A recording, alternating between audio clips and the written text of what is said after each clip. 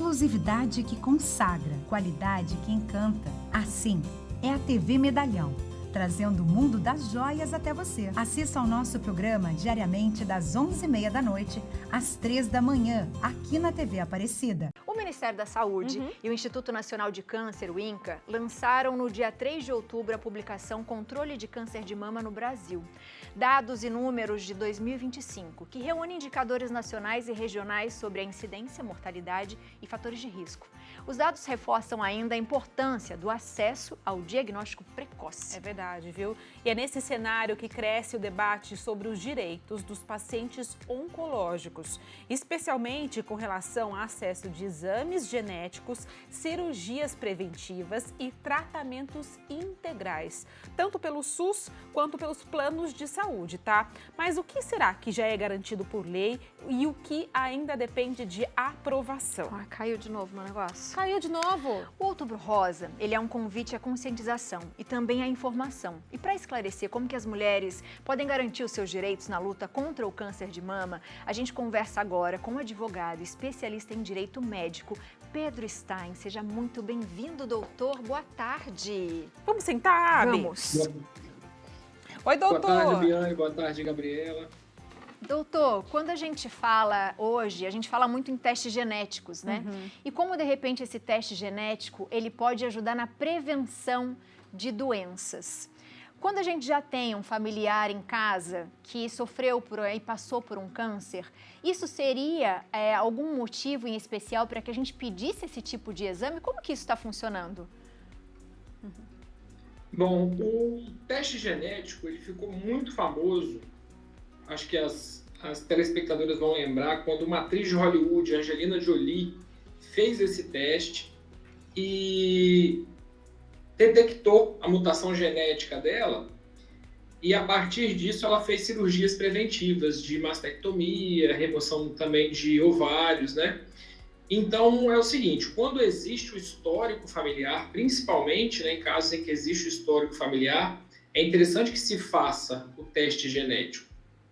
No aspecto do direito, essa legalidade, esse direito de fazer o teste genético dessa mutação genética, que é o gene BRCA1 e BRCA2, ele já é garantido pelos planos de saúde e o SUS está começando a aprovar alguns parâmetros para esse tipo de exame também.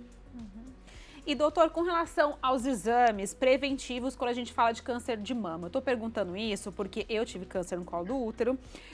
Quando a minha médica prescreveu mamografia, ela tinha que ter essa prescrição e o plano ainda questionou porque eu tenho, 33 anos. Como que tá essa situação? Porque a mamografia é um exame super importante para identificar o câncer e tem algumas meninas novas que não conseguem fazer por causa da idade. Então, toda vez que existe uma aprovação para qualquer tipo de exame ou procedimento pelos planos de saúde, também existe um procedimento que é chamado diretriz de utilização, que seria os parâmetros para aprovar os diversos tipos de exame. Então, por exemplo, para a mamografia, a diretriz de utilização já foi de 50 anos de idade. Agora ela já passou para ser a partir de 40 anos de idade. No seu caso, provavelmente você estava abaixo de 40, então o plano questionou, porque quando se recebe essa solicitação, o plano vai analisar aquele caso específico. E aí a sua diretriz de utilização era o quê? Risco de desenvolvimento, porque já tinha apresentado um outro tipo de câncer, né? Para os pacientes em geral, a orientação fica para conversar com o médico, para quando o médico solicitar o exame, ele justificar por que está solicitando aquele exame. Normalmente não se faz mamografia abaixo dos 40 anos, só acima dos 40, e se ele solicitar é pela suspeita, né, de algum exame. Para o SUS, basicamente é a mesma coisa. A solicitação deve vir com a justificativa, né, do médico.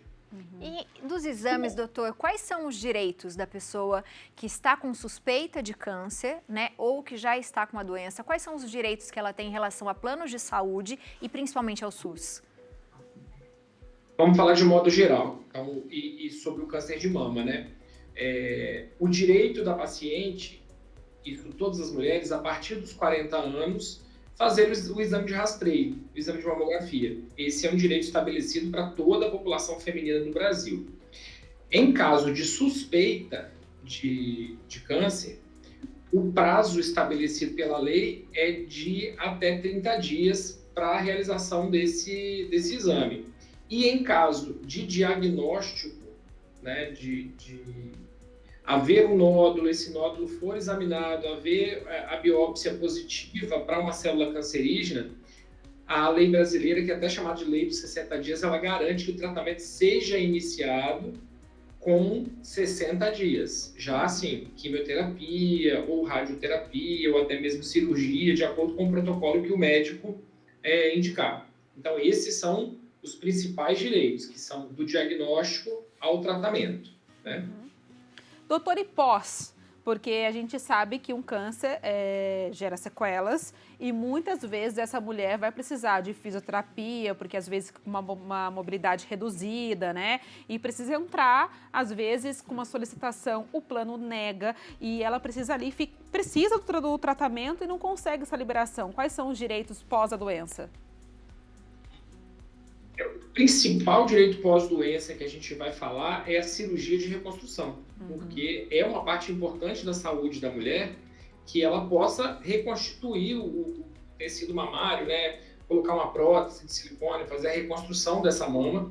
Então, isso já é garantido tanto no SUS quanto nos planos de saúde. Muitas vezes essa cirurgia já é feita no momento da retirada, né, da mastectomia, a retirada da mama, já se faz logo a reconstrução mamária, a não ser que o procedimento médico não seja recomendado naquele momento, mas já existe esse direito. E outros tratamentos, né, além de fisioterapia, que você mencionou, realmente é muito importante. Muitas mulheres, para retirar o tecido da mama, perdem mobilidade nos braços, enfim. Existem outros tratamentos que a gente reconhece como tratamentos multidisciplinares, que seria tratamento psicológico, tratamento nutricional. Então, todos os profissionais que estiverem envolvidos na saúde, olhando de modo geral aí da saúde dessa mulher, eles são garantidos tanto pelo SUS quanto no plano de saúde também. Doutora, a gente tem uma perguntinha aqui de um telespectador. Coloca pra gente, diretora. Vamos fazer. É da Lúcia. Boa tarde, meninas. Recentemente fui diagnosticada com câncer de mama. Já fiz meu tratamento pelo SUS, consegui inserção do imposto de renda e me falaram que posso adquirir um carro com desconto. Como devo proceder? Está correto, doutor? Obrigada, Lúcia. Obrigada a você. Está correto. Todos os pacientes que diagnosticam qualquer tipo de neoplasia maligna, né? Qualquer tipo de câncer, sendo aposentados, eles terão direito à isenção do imposto de renda. Então, todos os aposentados que passaram por um câncer ou estão tratando um câncer têm direito à isenção do imposto de renda. Para essa isenção, eles passam por perícia médica, geralmente perícia do INSS ou perícia do órgão aí público que paga essa aposentadoria. Às vezes, algumas prefeituras e estados têm órgãos próprios e é garantida a isenção. A isenção do IPVA, ela vem de acordo com a sequela que a doença deixou, né? Tanto a isenção do IPVA quanto a isenção de IPI para compra de veículos com encontro. Então, por exemplo, se esse câncer de mama deixou uma sequela permanente no braço, prejudicou a mobilidade de braço, há o entendimento de que exista essa compra de carro equivalente à pessoa com deficiência. Então, requerer ao Estado essa isenção, passar por uma perícia médica e aí passar pelos trâmites de aprovação para que haja essa isenção, tanto na compra do carro quanto no IPVA. E doutor, o que a gente tem que ficar atento em relação à própria documentação? Quando o médico faz um pedido de um exame ou quando ele está descrevendo um pouco sobre a doença, às vezes o médico ainda chega a fazer isso e mesmo assim, quando você vai apresentar o plano de saúde, volta e fala, não, tem coisa errada, assim eu não posso aceitar. Enfim, o que a gente tem que observar nessa documentação, o que não pode faltar?